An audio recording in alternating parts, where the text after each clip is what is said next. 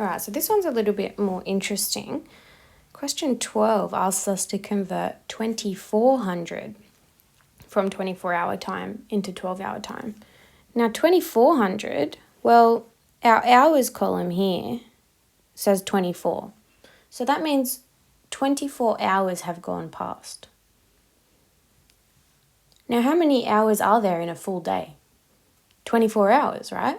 So if we start at midnight, the day before, or the morning, we start at 0 at midnight, and then we add 24, we're going to end up at 2400. And what time is that going to be? 24 hours later, well, a whole day has passed, so we're back at the same time again. So again, we're at midnight. So 2400, sometimes people also write it as 000, because it's both the start of the day, where 0 hours have gone past, and it's the end of the day, where 24 hours have gone past. And it's the same time, it's midnight. So this is 12 midnight.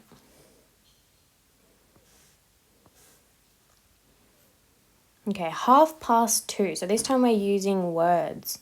We need to write 2:30 in the morning in 24-hour time. So first of all, what is 2:30? If we write it in 12-hour time, which is what we're used to, 2:30 is just going to be 2:30. And it says in the morning, so it's AM. And now we want to convert this to 24-hour time. So we need to go from 12-hour time to 24-hour time. But we're in the AM. We're not in the PM, so we don't really have to change anything because the AM hours are the same. So 2:30 AM, it's the same numbers for 24-hour time. We don't write the colon. Sometimes we write the colon. You can see it both ways. Sometimes your microwave or your phone will write that little colon symbol in the middle there. But for our answers, we don't have that. And we have to have 4 digits. So we put a 0 in front because that doesn't change the number at all. So 0 to 30 is our answer. Okay, write 20 to 4 in the afternoon. So 20 to 4 means that it's not 4 o'clock yet. It's still 3 something. And we've got 20 minutes until 4. So if we think about 4 o'clock and we subtract 20 minutes from that, that brings us to 3:40, yes? Because 3:40, if another 20 minutes pass, well, if another 10 minutes pass, it'll be 3:50. And if another 10 minutes pass, it'll be 4 o'clock. So in 20 minutes' time, it will be 4 o'clock. So 3:40 is our time. And it says in the afternoon, okay? So that's very important. This is 3:40 p.m. now. And we want to convert it to 24-hour time. So if we're going from 12-hour time to 24-hour time, and we're in the PM, that means that we need to add 12 hours. If it was the AM, we wouldn't have to change anything about the time. But because we're in the PM, we need to add 12 hours. So 3 plus 12 is 15. And we don't forget about our minutes. We've got 40 minutes as well, so it's 15:40. Okay, question 15. Write 6:45 in the afternoon. So on a clock face, we know that 1/4 of an hour is actually equivalent to 15 minutes, yes? We've got 60 minutes in a full hour, so 1/4 of an hour is just going to be 15 minutes. So 6:45 is the same as saying there's 15 minutes until 7. So it's not 7 yet, it's still in the 6th hour. So 6. And then what minutes past 6 is it going to be? How many minutes past 6 will give you another 15 minutes until 7? So if we think about 7 o'clock minus 15 minutes from 7 o'clock, it's going to be 6:45. Okay, because 6:45, and then if we add another 15 minutes to that, we're going to end up at 60 minutes, which brings us to the next full hour, which is 7. So 6:45 is our time in the afternoon, so 6:45 p.m. And we need to convert to 24-hour time.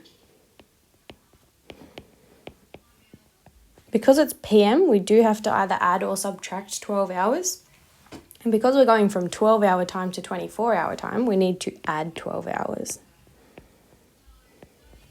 Which makes sense because 12 hours have already passed in the morning, and then we've got another 6 hours in the afternoon, after 12 o'clock PM. So 6 plus 12 gives us 18. And we don't forget about our minutes, 18:45. So that's our answer up there. Okay, now we're looking at an analog clock face. So we have to tell the time from the clock first, and then we have to convert it to 24-hour time. So we can see that the hour hand is pointing at the 10. So we're in the 10th hour here. And you can see that it's gone a little bit past 10 here. You can see that if the minute hand was pointing up at the 12, it would be 10 o'clock on the dot, but it's come around and 10 minutes have passed since 10, so it's 10:10. And this clock says AM here, very important. So it's 10:10 AM, which means we're not going to have to change much at all to change it to 24-hour time. We just need to write the same digits, make sure we've got 4 digits, and we're done. So this is our answer here. All right. Write the time below in 24-hour time, same sort of thing. Our hour hand is pointing between the 7 and the 8, so it's past 7 o'clock, but it's not 8 yet, so it's going to be 7 something. Some amount of minutes past 7. Now we look at our minute hand to tell us how many minutes past 7, and if we come around the clock face, starting at 0, 5 minutes, 10 minutes, 15 minutes, 20 minutes, 25 minutes, 30 minutes, 35 minutes. So it's 7:35 or 35 minutes past 7. And this says PM here, which means that if we're converting to 24 hours, we need to either add or subtract 12 hours because we're talking about PM. And because we're going from 12-hour time to 24-hour time, we have to add 12 hours. So 7 plus 12 is 19, and our minutes is 35. So 19:35 is our answer. Okay, so this time we've got the hour hand pointing at 11, so it's gone past 11, but it's not 12 yet. And our minute hand is pointing at the 1. So if we start from 12 here, 0 minutes past the hour, and we count these minutes to 1, you can see that there's 5 minutes there, so it's 5 past 11, or 11:05 p.m., 11:05 p.m., which means that if we're converting to 24-hour time, we need to add 12 hours. So 11 plus 12 is 23, and we don't forget about our minutes. So it's 23:05 here.